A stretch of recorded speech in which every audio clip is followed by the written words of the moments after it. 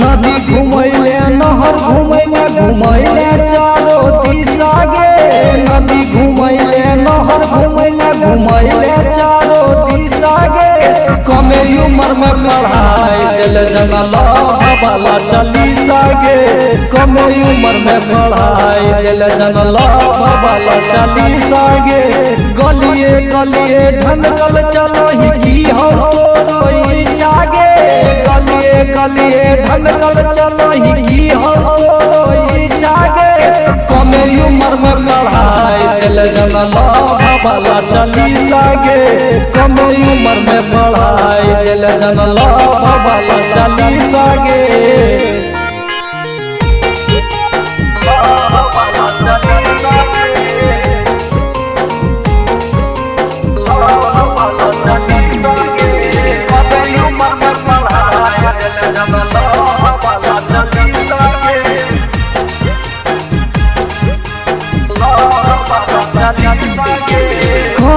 मेरी उम्र में छौड़ी हो गेली जमाना गे।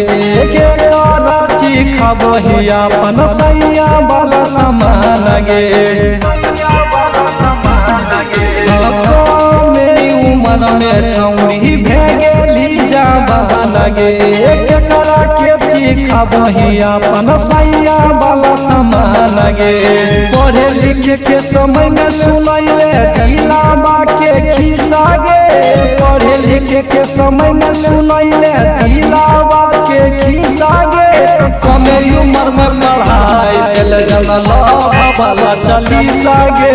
कमे उम्र में पढ़ाई दिल जनला वाला चालीसा गे।